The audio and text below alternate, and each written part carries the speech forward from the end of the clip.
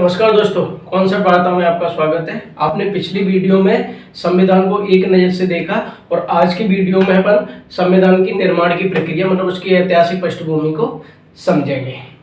तो जैसा कि आप जानते हैं कि जो भारत के अंदर जो ब्रिटिशर्स आए वो 1600 ईस्वी में आए और जो ब्रिटिशर्स आए वो ईस्ट इंडिया कंपनी एक कंपनी आई थी जो वहाँ की महारानी एलिजाबेथ प्रथम ने उनको एक करार के तहत एग्रीमेंट के तहत भारत में शुद्ध व्यापार करने के लिए भेजा था। ठीक है, उनका जो मुख्यतः व्यापार था वो किसमें था? रेशम, कॉटन और मसालों के अंदर वो क्या करते थे? शुद्ध व्यापार मतलब प्योर ट्रेडिंग कंपनी थी जिस टाइम पे कौन ब्रिटिशर्स इंडिया के अंदर आए। पर जब उन्होंने यहाँ पे 100-150 तक व्यापार 100-150 साल व्यापार कर लिया तो उसके बाद उन्होंने देखा कि जो भारत के जो केंद्रीकृत शासक है मुगल एम्पायर वो भी टूट रहा है और जो क्षेत्रीय शासक है उनमें भी क्या है आपस में झगड़े होते हैं। तो इसी चीज का उसने फायदा उठा के फूट करो राजनीति वाली उसको राजनीति को अपनाया और उसने क्या किया, ब्रिटिशर्स ने क्या देगा कि जो भारत का केंद्रीकृत शासन है, जैसे जो कौन था केंद्रीकृत शासन? मुगल एम्पायर, वो भी क्या है अब धीमे धीमे कमजोर होता जा रहा है या कमजोर अपने शासकों की वजह से क्या हो गया, वो कमजोर होता गया। दूसरी चीज जो क्षेत्रीय शासक थे जो मुगल एम्पायर से भी टूट टूट कर अलग हो रहे थे, जो नवाब वगैरह और जो सारे अपने अपने को वहां का क्षेत्र का क्या कर रहे थे, राजा घोषित कर देते थे वो सारे लोग। और जो अन्य क्षेत्रीय शासक थे जैसे साउथ के अंदर, नॉर्थ ईस्ट के पूर्वोत्तर राज्यों के अंदर, तो इनके अंदर भी क्या है आपस में क्या होता रहता था, झगड़ा होता था। तो इसी चीज का लाभ उठाकर ईआईसी ने, ब्रिटिशर्स ने 1764 के अंदर युद्ध लड़ा बंगाल के नवाब मीर कासिम वगैरह और वो सारे चीजें थे और उसमें उसको क्या मिली, पराजित मिली। उस मीर कासिम को हार मिली मतलब पराजित का मुंह देखना पड़ा। तो मुगल एम्पायर मतलब शाह आलम सेकंड और ब्रिटिशर्स के बीच में क्या हुआ, एग्रीमेंट हुआ। जो एग्रीमेंट हुआ उस एग्रीमेंट के तहत ईआईसी को पहली बार भारत के अंदर बंगाल, बिहार और उड़ीसा का राजस्व और दीवाने जो न्याय के मामले हैं उन पर एकाधिकार उसका हो गया। मतलब आज 1765 के बाद ईआईसी 1765 से ईआईसी बंगाल और बिहार उड़ीसा की दीवानी और राजस्व अधिकार प्राप्त हो गए। मतलब वो उस क्षेत्र में क्या कर सकती थी, राजस्व वसूल सकती थी, मतलब टैक्स इकट्ठा कलेक्ट कर सकती थी। अब उसने अपनी कंपनी को, जो ईआईसी कंपनी थी, उसने अपनी सुरक्षा और सुरक्षित मतलब उसको रख रखाव के लिए क्या किया था कि भारतीय लोगों को सेना में शामिल किया और वो धीमे धीमे क्या करती गई, पूरे देश के अंदर प्रसार करती रही, डोमिनेशन से अधिकार करती रही हर क्षेत्र पर। ऐसी फूट करो राजनीति, एक दूसरे राजाओं को लौटा दे, एक के साथ हो जाती दूसरे के साथ। तो उसने धीरे धीरे क्या कर लिया, उस पर जो भारतीय क्षेत्र है और भारतीय जो राजा हैं उनको धीमे धीमे अपने शामिल कर लिया और अपना क्या करते गई, गुलाम बनाती गई। ठीक है, अब जब ये सारा चीजें होती रही तब 1857 के अंदर जो भारतीय जनता थी और जो उनका खुद पुलिस तबका था, जो भारतीय जनता थी, ईआईसी के जब जो शोषणकारी नीति उसने अपनाई ईआईसी ने, तो उसका असंतोष 1857 की क्रांति के अंदर भारतीय जनता और सेना का देखा गया। बट इसका परिणाम यह हुआ कि जब 1857 की क्रांति हो गई और उसे अंग्रेजों ने कुचल दिया गया, मतलब दबा दिया उसका क्रांति को, तो परिणाम ये हुआ कि जहां ईआईसी पहले भारत के अंदर क्या कर रही थी, राज कर रही थी, ओनली एक कंपनी मतलब ईस्ट इंडिया कंपनी जो राज कर रही थी, वही अब राज्य ब्रिटिश ताज करने लगा।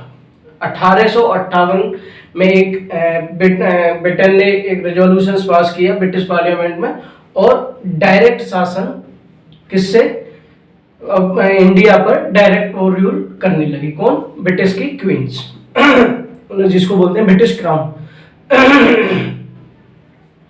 अब ब्रिटिश क्राउन क्या है, 1858 से भारत पर प्रत्यक्ष शासन करने लगा।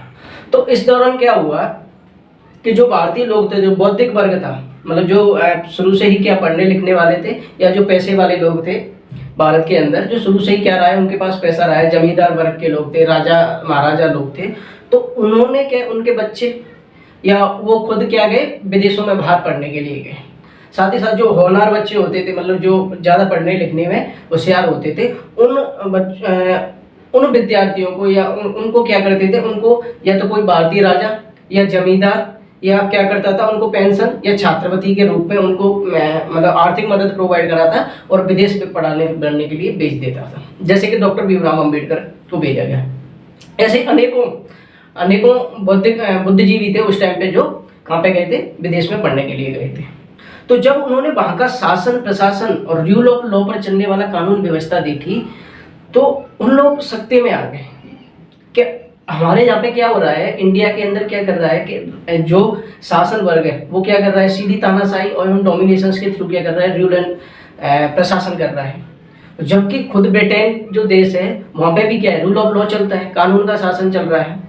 तो ये सारी चीजें उसने देखी, तो यहाँ पे आके उसने उस चीज को क्या किया, तो स्वतंत्रता के आंदोलन में उन्होंने क्या है, डायरेक्ट भागीदारी करना शुरू कर दिया उन लोगों ने। और उन लोगों ने भी क्या, संविधान जैसी मांग को करना स्टार्ट कर दिया। संविधान की मांगे उठाई गई। तो देखो, संविधान सभा या संविधान की पहली मांग अगर ऐतिहासिक पृष्ठभूमि हिस्टोरिकल बैकग्राउंड के अंदर देखी जाए तो ऐसी पहली मांग 1934 में पहली बार एम.एन. रॉय ने संविधान सभा की मांग की। 1934 में जब पहली बार एम.एन. रॉय ने संविधान सभा की मांग की तो उसी का साथ देते हुए कांग्रेस ने भी 1935 में ब्रिटिशों से या ब्रिटिश सरकार से किसकी मांग कर दी कि संविधान सभा का गठन किया जाना चाहिए, हमें भी संविधान सभा चाहिए और उसका क्या करवाओ, गठन करवाओ। ठीक है। जब कांग्रेस ने ये मांग कर दी तो कांग्रेस के जो लीडर्स थे उसमें जवाहरलाल नेहरू जी ने बोला 1938 में घोषणा की कि जो हमारी संविधान सभा होगी, मतलब संविधान निर्माती परिषद होगी, उसका जो गठन होगा वो वयस्क मताधिकार के आधार पर होगा। मतलब ये है कि जो संविधान सभा चुनी जाएगी, जो संविधान सभा का गठन होगा वो चुनी हुई संविधान सभा होगी। ठीक है, वो ऐसा ना कि उसको मनोनीत करके बिठा दिए जाए कि बल्कि क्या होना चाहिए, वयस्क मताधिकार से उसका गठन किया जाए। तो इस मांग को ब्रिटिश सरकार ने मांगते हुए, नेहरू जी की इस मांग को ब्रिटिश सरकार ने क्या किया, मान लिया। नेहरू जी की इस मांग को क्या कर लिया, मान लिया। और जो मांग को माना उन्होंने स्वीकार कर लिया। जब इस मांग को ब्रिटिश सरकार द्वारा स्वीकार कर लिया गया तो उस टाइम पे यहाँ पे जो लॉर्ड थे, वॉइसरॉय थे,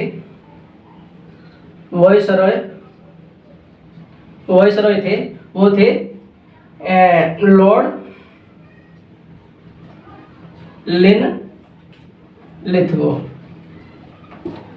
लिनलिथगो। सर्वप्रथम इन्होंने घोषणा की कि क्या घोषणा की कि भारतीयों के लिए भी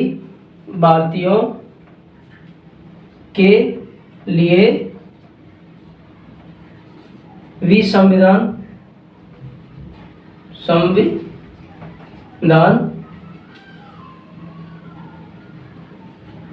होगा। पहली बार ब्रिटिश सरकार की तरफ से ऐसी कोई घोषणा की गई संविधान को लेकर। ठीक है, क्या होगा, संविधान होगा। ठीक है, भारतीयों के लिए भी संविधान होगा या होना चाहिए। क्लियर, पहली बार ऐसी घोषणा की चाहिए। साथ देखो ये क्यों की गई, इसके पीछे का बैकग्राउंड समझो। देखो सुनो, इस टाइम पे क्या है कि द्वितीय विश्व युद्ध चल रहा है, सेकेंड वर्ल्ड वॉर चल रहा है। अब सेकेंड वर्ल्ड वॉर के अंदर क्या है कि जापान क्या है कि धमकी दे रहा है ब्रिटेन को कि हम क्या कर देंगे, भारत पर आक्रमण कर देंगे। और ऐसा अंदेशा भी था कि जापान क्या है, भारत पर आक्रमण कर देगा। तो जो मित्र राष्ट्र थे, मित्र राष्ट्र का मतलब कि जो ब्रिटेन के सहयोगी थे, यूएसए, रसिया और चीन, वो ब्रिटेन पे क्या कर रहे थे, लगातार दबाव बना रहे थे। क्या कर रहे थे, लगातार दबाव बना रहे थे कि क्या कि इंडियंस को क्या करो, अपने पक्ष में लेकर आओ, कि वो क्या करें, हमारे साथ के द्वितीय विश्व युद्ध का क्या करें, साथ दें, जिससे कि क्या है, जापान भी कमजोर पड़े। क्योंकि ये क्या कर रहे थे, भारत के अंदर क्या हो रहा था, स्वतंत्रता के आंदोलन चल रहे थे। 1942 में भारत छोड़ो आंदोलन भी शुरू हो जाता है। तो इसी चीज को क्या करना चाह रहे थे ब्रिटिशर्स, क्या चाह रहे थे कि कैसे भी करके क्या करें, अभी इस द्वितीय विश्व युद्ध के अंदर भारतीय सेना और भारतीय जो लीडर्स है वो क्या करें, हमारा साथ दें। ठीक है, बट भारतीयों का कहना था कि हमें क्या कर दो, पूर्ण स्वराज्य दे दो, हमें आजादी दे दो। ठीक है, हमें पूर्ण स्वराज, हमें स्वतंत्रता दे दो, हमारे लिए संविधान बनाओ और संविधान सभा का गठन करो। तो इसी के चलते लॉर्ड लिथलिंगटन ने अगस्त प्रस्ताव 1940, जिसे बोलते हैं अगस्त घोषणा या अगस्त प्रस्ताव, अगस्त घोषणा या अगस्त प्रस्ताव। तो भारतीयों के लिए भी संविधान होना चाहिए, ऐसा कहा गया। दूसरी बात इसमें जो कही गई वो कही गई ये क्या, कि जब जैसे ही द्वितीय विश्व युद्ध समाप्त हो जाता है, जैसे ही द्वितीय विश्व युद्ध समाप्त हो जाएगा, हम भारत के संविधान के लिए संविधान सभा का गठन करेंगे। ठीक है, संविधान सभा के गठन की बात कही गई, संविधान सभा के गठन की बात कही गई। देखो, बात कही गई, 2 पॉइंट हो गए। तीसरी चीज देखो क्या था, कि जो मोहम्मद अली जिन्ना थे, क्योंकि वो क्या चाह रहे थे कि भारत टूटकर क्या हो जाए, 2 स्वायत्त राष्ट्र बन जाए, मतलब जो 2 देश बन जाए। तो मोहम्मद अल्पसंख्यक वर्ग को भी, क्योंकि वो किसकी नुमाइंदगी कर रहे थे, मोहम्मद अली जिन्ना मुस्लिम्स की, और वो क्या थे इंडिया के अंदर अल्पसंख्यक। तो इस घोषणा के अंदर कहा गया कि जो संविधान सभा का गठन होगा वो अल्पसंख्यकों की अनुमति के आधार पर किया जाएगा, जिससे क्या है मोहम्मद अली जिन्ना भी क्या हो गए, खुश हो गए, जिससे क्या है कि वो इनका साथ दे पाए। तो ऐसे बहुत सी घोषणाएं और बातें की गई। ठीक है, तो अगस्त प्रस्ताव आया गया। द्वितीय विश्व युद्ध के बाद क्या करनी थी इनको, इसकी संविधान सभा का गठन करना था। ठीक है, बट क्या हुआ, ब्रिटिश क्या सिर्फ बोलते ही बोलते रहते थे। ठीक है, वो कैसे भी क्या है इंडियंस को क्या बेवकूफ बनाते रहते थे। इसीलिए कोई भी, गांधी जी खुद कहते थे कि मैं ब्रिटिशर्स पे क्या नहीं कर सकता, आजादी या स्वतंत्रता को लेकर विश्वास नहीं करता।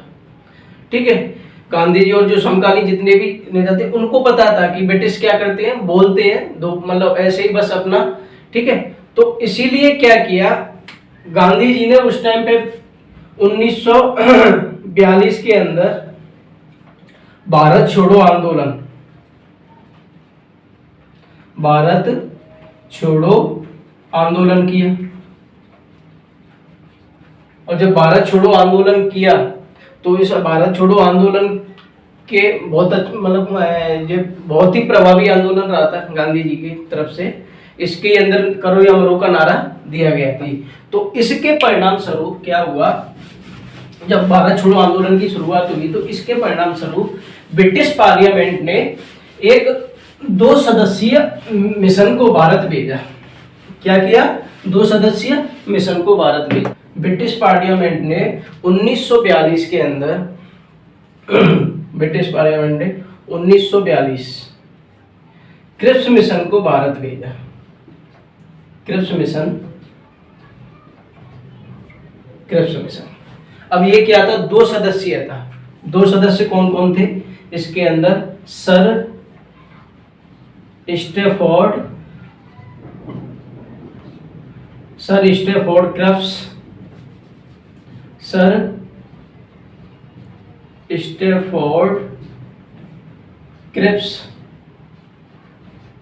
सर स्टैफोर्ड क्रिप्स और एक उनके मंत्रिमंडल के साथी, ब्रिटिश मंत्रिमंडल के साथी। इसका उद्देश्य क्या था, इसका उद्देश्य था भारत के अंदर एक स्वतंत्र संविधान की निर्माण करना। इसका उद्देश्य फर्स्ट उद्देश्य था क्या, भारत के अंदर या भारत के लिए स्वतंत्र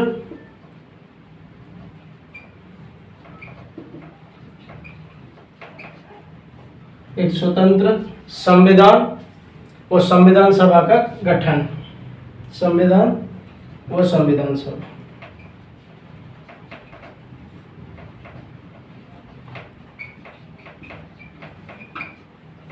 गठन, तो संविधान सभा का जो गठन हो रहा था वो होना था कि जो प्रांतों है, ब्रिटिश प्रांत हैं, प्रांतों से तो चुनाव द्वारा,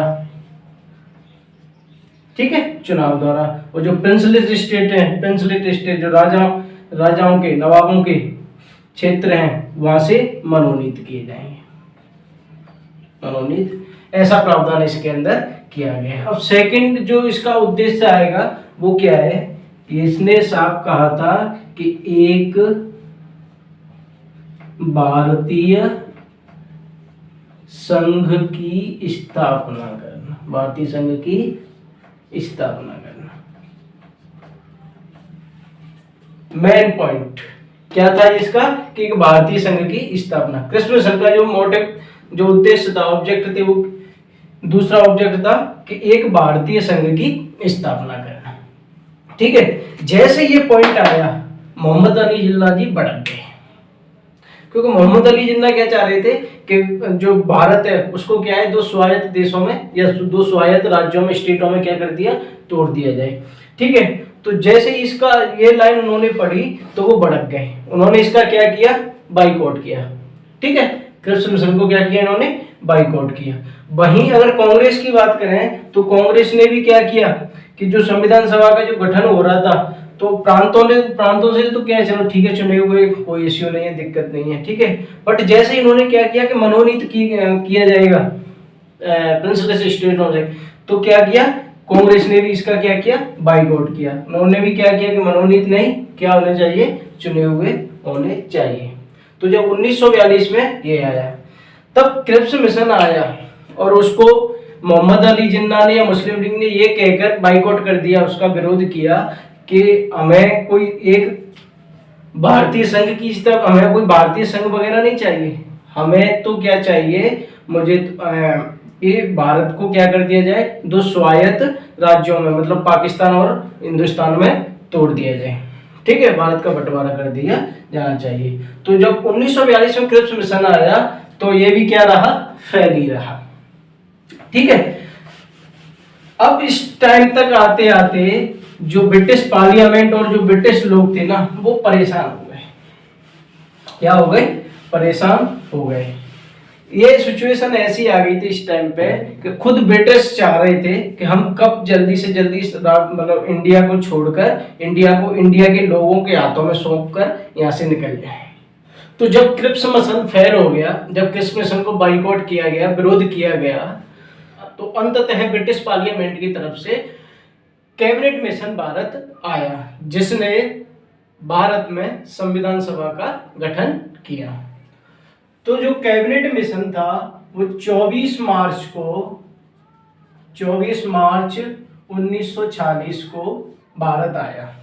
कब आया, 24 मार्च 1946 को भारत कैबिनेट मिशन। इसको याद रखना, कैबिनेट मिशन भारत आया। कब आया, जब 24 मार्च 1946 को। फर्स्ट ऑफ ऑल ये क्या था, तीन सदस्यीय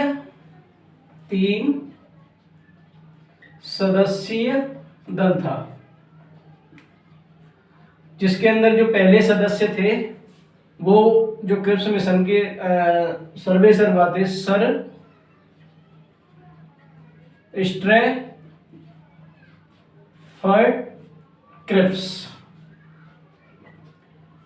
ये भारत सचिव थे उस टाइम पे। ठीक है, दूसरे थे लॉर्ड पैथिक लॉरेंस।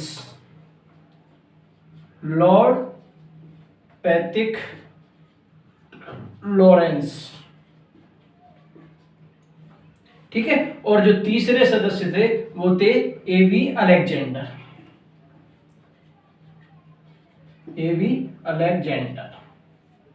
ठीक है, एवी अलेक्जेंडर, ये तीन सदस्यीय दल था।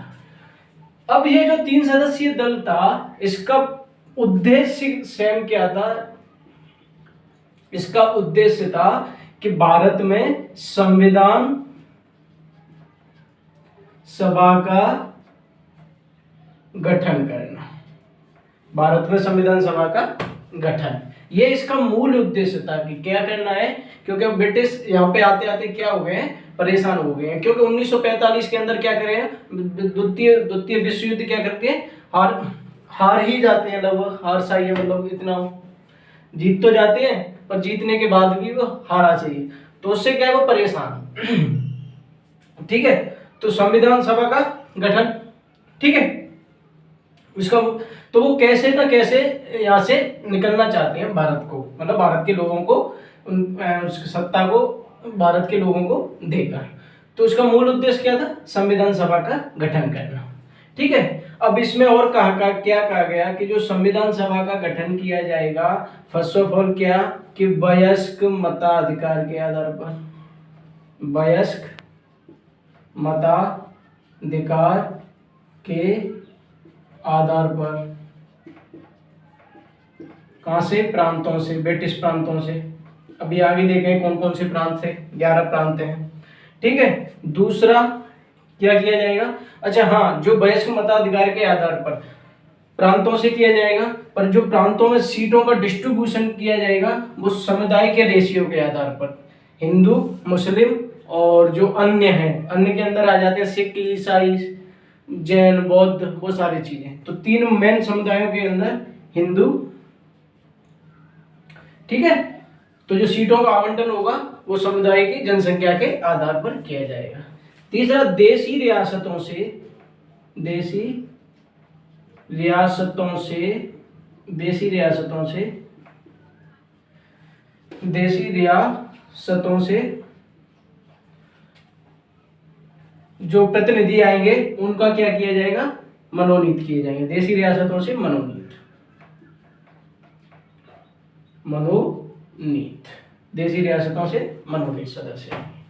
तीसरी चीज कही गई इसके अंदर कि जो सीटें होंगी, जैसे कि इसके अंदर जो 10 लाख लोगों पर एक प्रतिनिधि आएगा, एक सीट, मतलब 10 लाख लोगों पर एक प्रतिनिधि, एक प्रतिनिधि आएगा।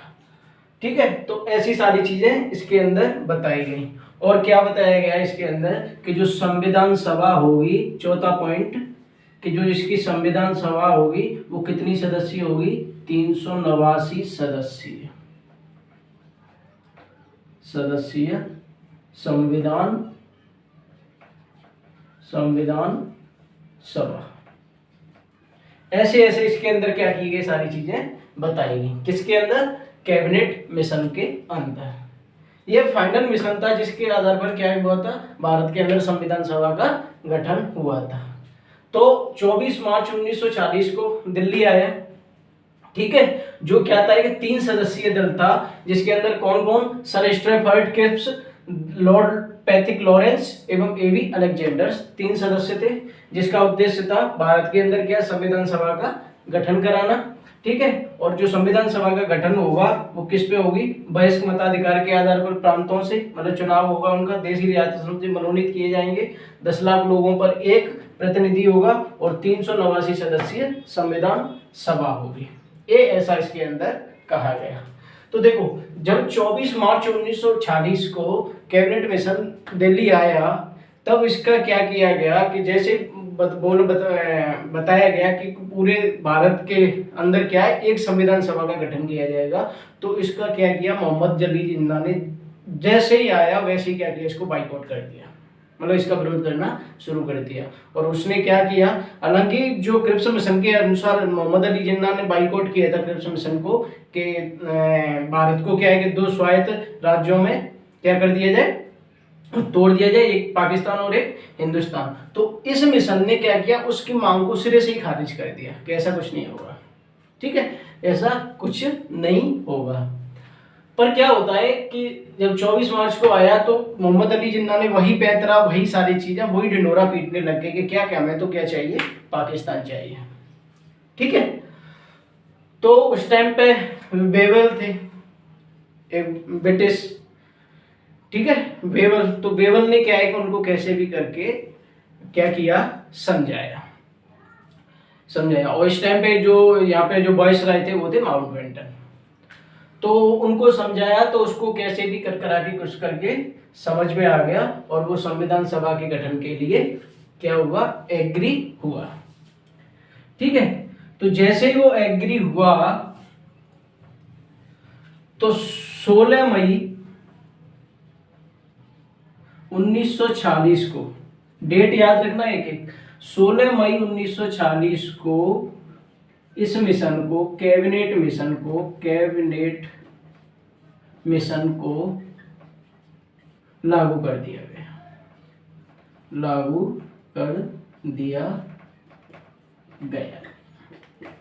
ठीक है, लागू कर दिया गया। कब? 16 मई 1946 को। अब देखते हैं कि इसके अंदर जो 389 सदस्यीय संविधान सभा का जो उल्लेख किया गया है कितनी होगी, तो इसके कैबिनेट मिशन के अनुसार क्या बताया गया है कि जो 389 सदस्यीय संविधान सभा है वो उसका जो फॉर्मेट है वो कैसी होगी, ये देखते हैं एक बार। ठीक है, तो कैबिनेट मिशन के अनुसार जो संविधान सभा है, संविधान सभा किसके? कैबिनेट मिशन के अनुसार कितने सदस्य बताइए उसमें? 389 सदस्य। कितने सदस्य? 389 सदस्य। तो उसमें कहा गया क्या कि जो 389 में से 296 सदस्यों का तो क्या होगा? निर्वाचन होगा। क्या होगा? निर्वाचन होगा, मतलब वो चुने जाएंगे। 296 सदस्यों का निर्वाचन और 93 सदस्यों को देशी रियासतों से मनोनीत किया जाएगा। देशी रियासतों के शासकों द्वारा मनोनीत।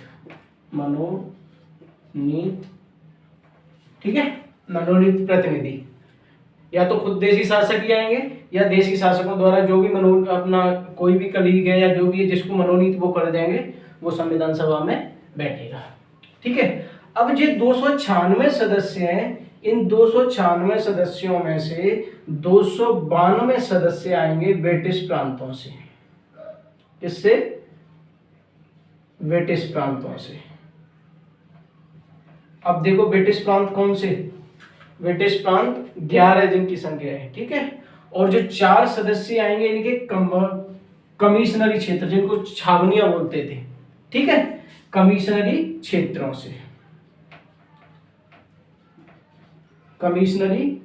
से।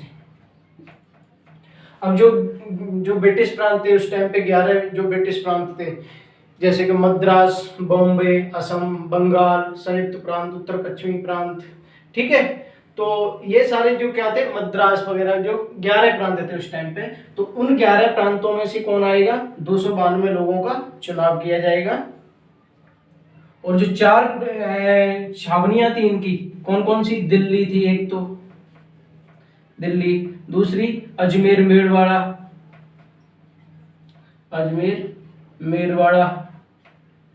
ठीक है, अजमेर मेरवाड़ा। तीसरी कुग्र, और चौथी थी आपकी ब्रिटिश बलूचिस्तान। कौन सी?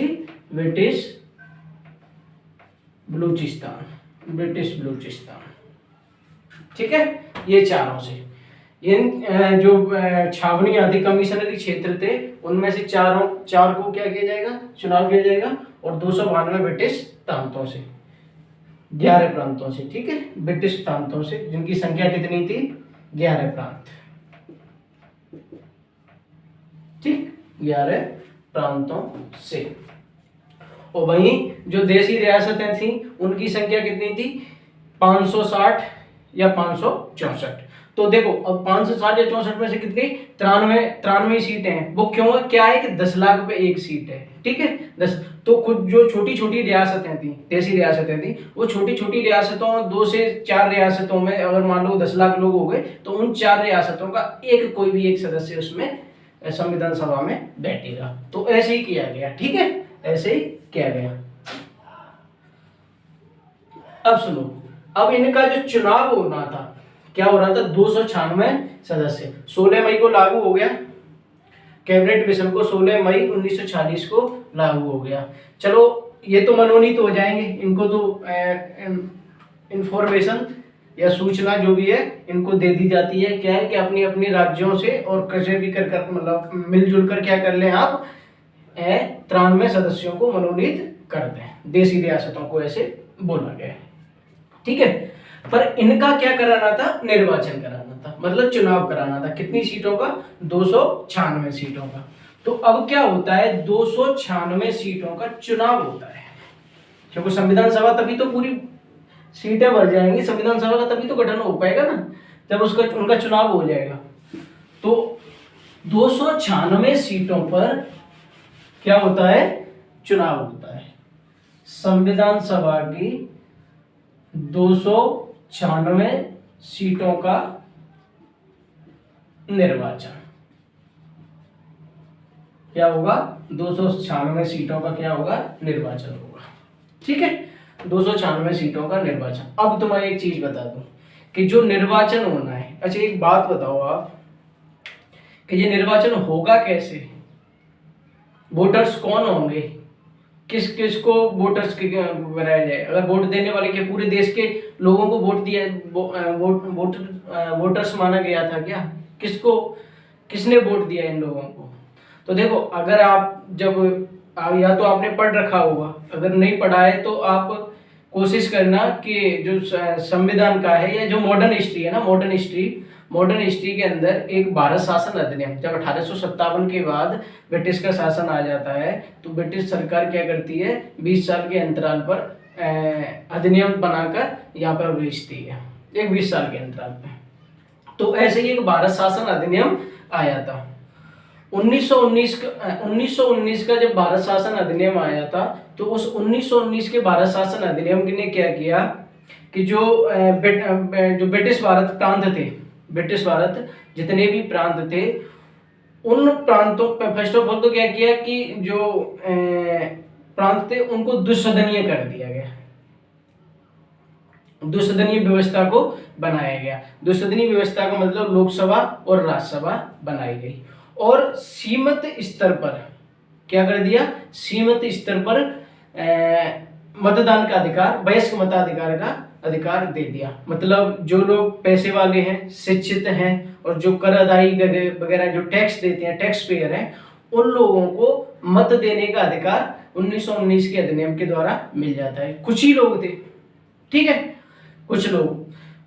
और ऐसे ही जब 1935 का अधिनियम आता है, तो 1935 के अधिनियम में जो उन लोगों को वहां अधिकार दिए गए, वो अधिकारों को और बढ़ाकर लगभग 10% और बढ़ा दिए गए मताधिकार। तो जब 10% और बढ़ा दिए तो 10% लोग और मत देने वाले हो गए, ठीक है, शिक्षित, पैसे वाले, या जिनके पास संपत्ति अच्छी खासी है, या जो कर देते हैं, ठीक है। तो इन लोगों को क्या किया गया था, मत देने का अधिकार दिया गया था, तो ये मत देते थे। आपको बता दूं कि हर 5 साल बाद राज्य की विधायिकाओं के क्या होते थे, इलेक्शंस होते थे, ठीक है। तो उन्हीं लोगों को जिनके पास मताधिकार है, मत देने का अधिकार है, जो वयस्क हैं, उनको क्या है, जो मताधिकार है, वो ही लोग क्या करेंगे, अब इनमें चुनाव करेंगे, ठीक है, चुनाव करेंगे। अब देखो, अब ये जो चुनाव होना था, जिसका किस पैटर्न पे चुनाव होना था, फर्स्ट ऑफ ऑल तो डायरेक्ट इसमें जनता भाग नहीं लेगी, क्या डायरेक्ट जनता भाग नहीं लेती। ये जो चुनाव होना था, ये अप्रत्यक्ष चुनाव था,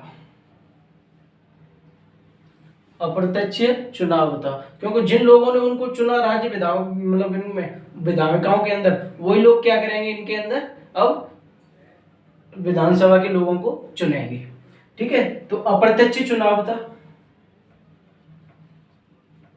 अप्रत्यक्ष चुनाव, वो भी किस पे, आनुपातिक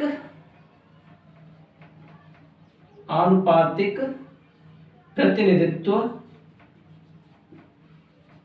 आनुपातिक प्रतिनिधित्व के तहत एकल संक्रमणीय मत द्वारा, एकल संक्रमणीय मत द्वारा।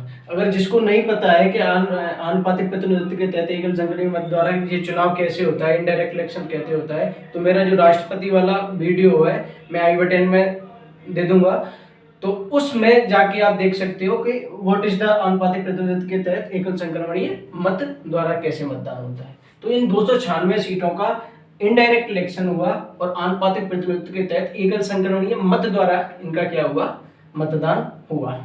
अब देखो जैसे ही मतदान हो गया, सब कुछ हो गया, तो जब मतदान होने के बाद जो रिजल्ट आया, क्या आया, रिजल्ट आया, तो जैसे जो रिजल्ट आता है परिणाम, तो उस परिणाम के अंदर क्या होता है, 208 सीटें, 208 सीटें तो कांग्रेस ने जीती।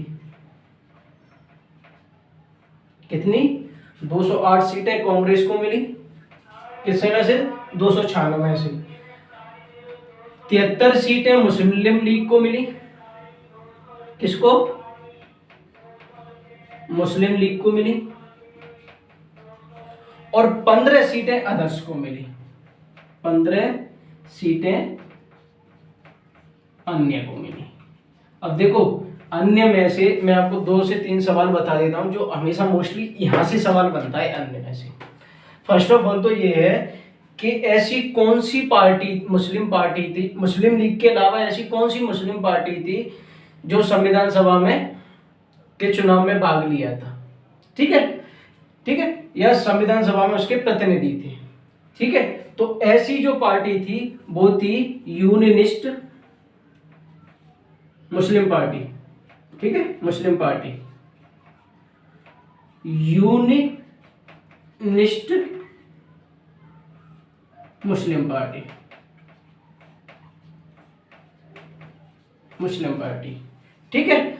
एक और सवाल जो मुख्यतः आता रहता है सवाल उसमें परीक्षाओं में, दूसरा कि जो संविधान सभा के अंदर जो सीटें इनको जीती हुई या इनको जो सीटें मिली, वो सबसे तीसरे नंबर की वो कौन सी पार्टी थी जिसको सबसे ज्यादा सीटें मिली थी। तो तीसरे नंबर की जो पार्टी थी वो थी स्वतंत्र पार्टी, स्वतंत्र पार्टी, जिसको मिली थी 8 सीटें, ठीक है, कितनी, 8 सीटें। अब मेरे को कमेंट में बताओ कि इस जो संविधान सभा है, संविधान सभा में निर्दलीय सदस्यों ने चुनाव लड़ा, निर्दलीय सदस्यों ने कितने लोग थे, ठीक है, निर्दलीय लोगों ने चुनाव लड़ा, उसमें कितने सदस्य थे, निर्दलीय, ठीक है, कितने लोग जीतकर संविधान सभा में पहुंचे निर्दलीय, कमेंट में मेरे को जरूर बताना, ठीक है, कितने पहुंचे थे।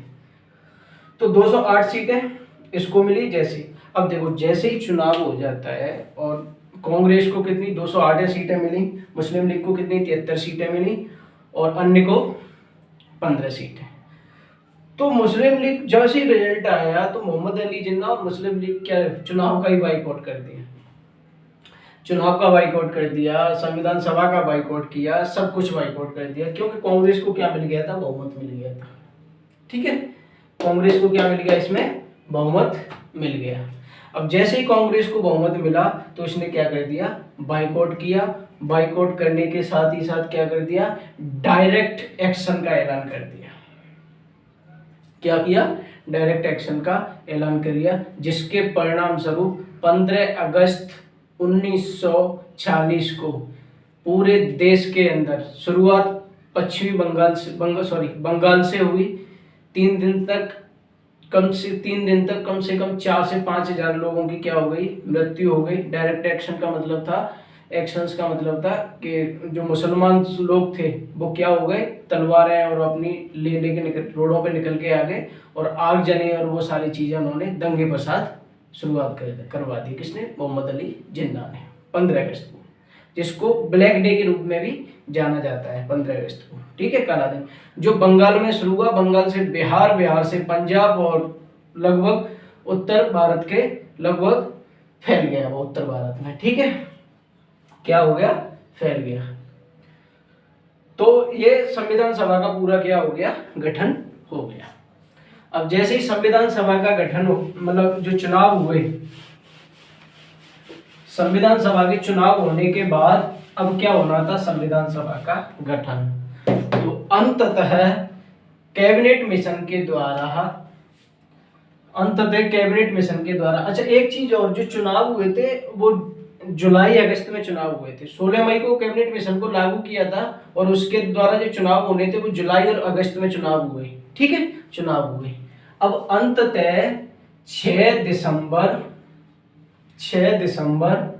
1946 को फाइनली संविधान सभा का गठन हो गया। संविधान सभा का गठन हुआ फाइनली। कितने को? 6 दिसंबर 1946 को। ठीक है, संविधान सभा का गठन हो गया। एक और चीज मैं बता दूं आपको, क्योंकि जो देशी रियासतों की जो 93 सीटें अलॉट की गई थी, वो देशी रियासतों की 93 सीटें भी नहीं भरी थी। उसका रीजन ये था कि बहुत से जो राजा महाराजा थे, शासक थे, वो इंटरेस्ट ही नहीं लेते थे राजनीति में। वो संविधान में वो उनको लगता था कि हम तो क्या है, हमेशा ही राजा महाराजा रहेंगे, तो उन्होंने अपने प्रतिनिधि तक नहीं भेजे, तो वो भी 93 सीटें नहीं भर पाई। पर कैसे भी करके क्या हुआ, 6 दिसंबर 1940 को संविधान सभा का गठन हो गया। तो इसकी जो प्रथम बैठक अब होती है, फर्स्ट मीटिंग, जो इसकी पहली बैठक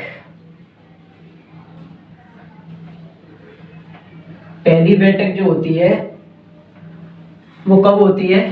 पहली बैठक 9 दिसंबर 1940 को। 9 दिसंबर 1940 को क्या हुई? इसकी पहली बैठक हुई। इसकी अध्यक्षता किसने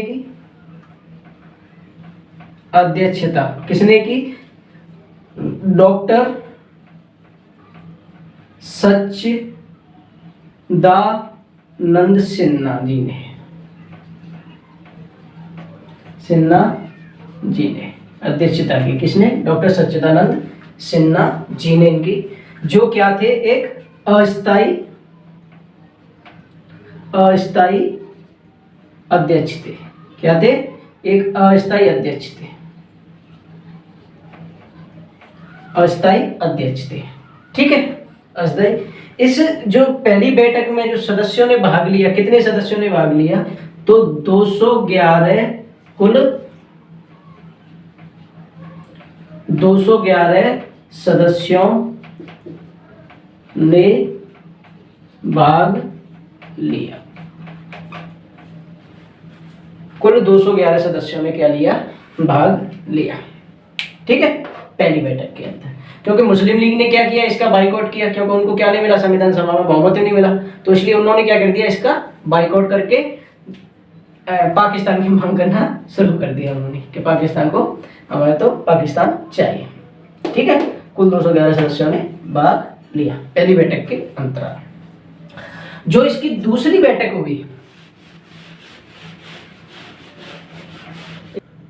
संविधान सभा की दूसरी बैठक, जो दूसरी बैठक हुई थी वो हुई थी 11 दिसंबर 1940 को। 11 दिसंबर 1940 को जिसने इनकी अध्यक्षता वो थे डॉक्टर राजेंद्र प्रसाद।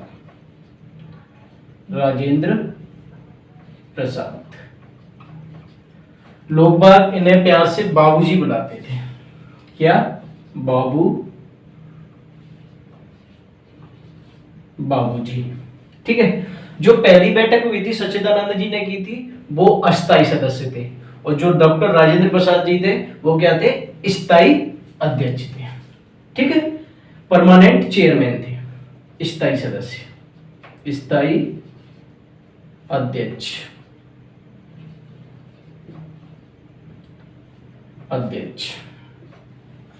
ठीक है, और क्या? उपाध्यक्ष कौन थे? उपाध्यक्ष, दो उपाध्यक्ष थे।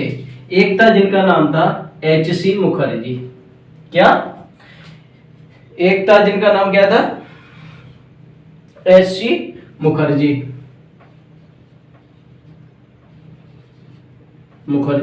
और जो दूसरे थे उनका नाम था V.T. कृष्णमाचारी। कृष्णमाचार्य। ये जयपुर से संबंधित थे, ठीक है। ये क्या थे? जयपुर से संबंधित थे। तो ये क्या उपाध्यक्ष कितने थे? 2 थे, या दूसरे शब्दों में कहें तो जो संविधान सभा के जो उपाध्यक्ष थे वो 2 थे, ठीक है। 2 सदस्यीय उपाध्यक्ष थे, ठीक है।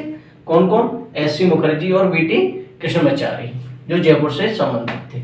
अच्छा, जो डॉक्टर राजेंद्र बाबू जी हैं, इनको अजात शत्रु भी कहा जाता है। नोट करके लिख लो कहीं पे भी, क्या कि जो बाबू जी हैं इनको क्या कहा जाता है? अजात शत्रु, अजात शत्रु, ठीक है। महात्मा गांधी जी, डॉक्टर राजेंद्र बाबू, क्योंकि महात्मा गांधी जी के ये क्या थे? सबसे प्रिय थे। क्या थे? प्रिय थे। तो महात्मा गांधी जी इनको, इनके जो बिल्कुल क्या था, से बिल्कुल सीधापन था और बिल्कुल बेस से जुड़े हुए थे, रूट से जुड़े हुए थे, जमीन से जुड़े हुए, किसान और मजदूरों के नेता होने की वजह से इनको क्या, बिल्कुल सीधे साधे से थे, इसलिए इनको क्या कहते थे? महात्मा गांधी अजातशत्रु कहते थे, ठीक है। अजातशत्रु कहते थे किसको? डॉक्टर राजेंद्र प्रसाद जी को। तो ये दूसरी बैठक हुई 11 दिसंबर 1946 के अंदर, ठीक है। आज संविधान सभा में जो दूसरी बैठक हुई, सिर्फ क्या हुआ था? डॉक्टर राजेंद्र प्रसाद जी को चुना गया, और भी कुछ ऐसे इंपोर्टेंट कोई भी कार्य नहीं हुआ था, ठीक है। अब आती है तीसरी बैठक। जो थर्ड मीटिंग हुई थी उसके अंदर एक ऐतिहासिक काम हुआ था।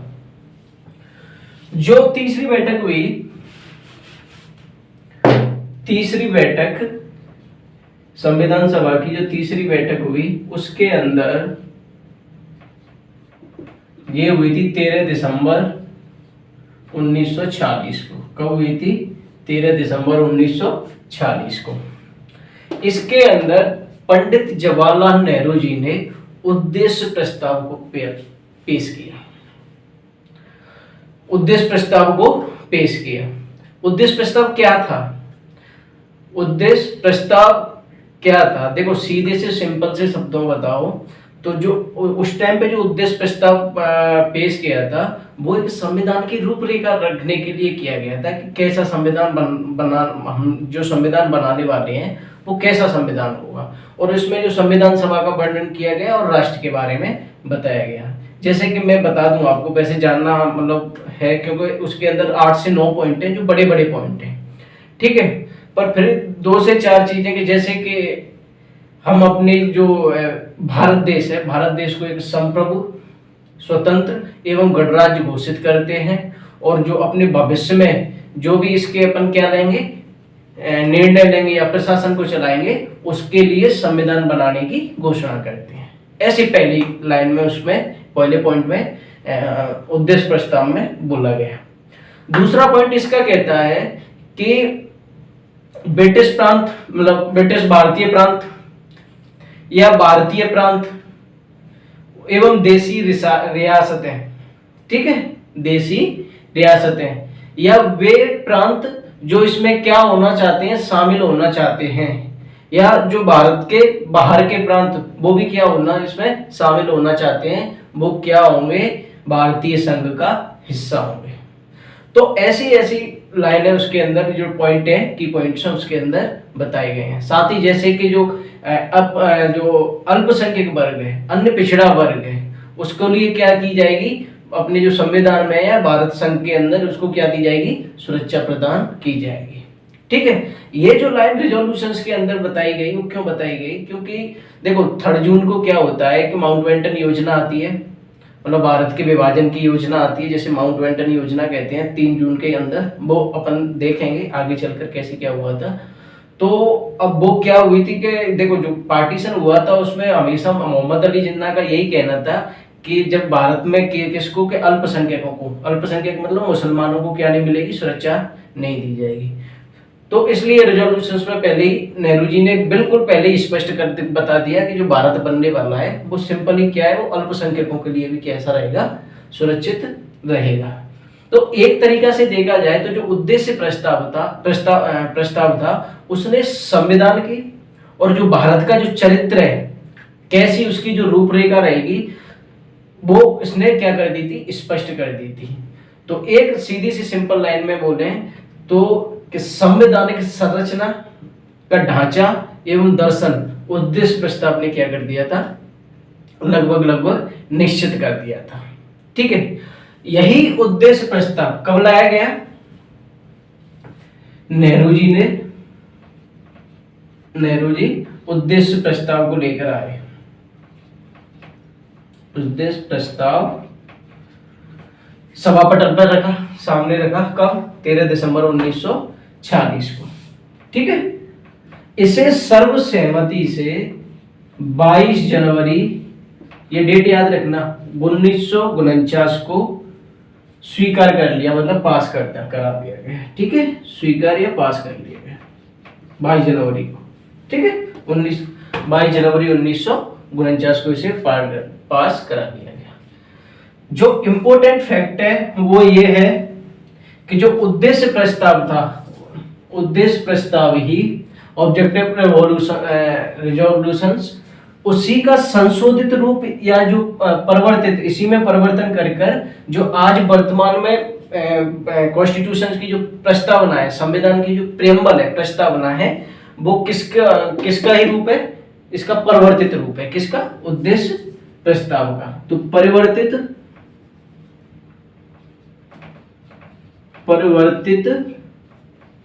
रूप या संशोधित क्या है, प्रस्तावना जो वर्तमान की है। ठीक है, प्रस्तावना। तो तीसरी बैठक होगी। तो आज की वीडियो में इतना ही, आज के लेक्चर में इतना ही। अब अपन कल की वीडियो में या लेक्चर में देखेंगे कि संविधान सभा और संविधान सभा की कार्यप्रणाली एवं संविधान सभा से जुड़े हुए महत्वपूर्ण तथ्य कल की सभा में, उसमें क्लास में अपन देखेंगे। साथ ही साथ देखेंगे कि जो संवैधानिक समितियां थी, प्रमुख समिति और निम्न समिति, जो अपने लिए जानना और पेपर के एग्जाम की दृष्टि से क्या है, जो इम्पोर्टेंट है, सारी समितियों को तो नहीं देखेंगे पर जो इम्पोर्टेंट है उन सारी समितियों को पर हम कल देखेंगे। ठीक है, तो आज की वीडियो में इतना ही। अगर आपको मेरा ये वीडियो अच्छी लगी है, ये लेक्चर अच्छा लगा है, अगर जो आपको जो कंटेंट है, जो मैंने एक्सप्लेनेशन किया है, अगर आपको रियली दिल से अच्छा लगा है तो प्लीज मेरी वीडियो को लाइक करें, सब्सक्राइब करें और अधिक से अधिक शेयर करें। थैंक यू, धन्यवाद। मिलते हैं कल गाजी बाजी के साथ अगली वीडियो में। नमस्कार।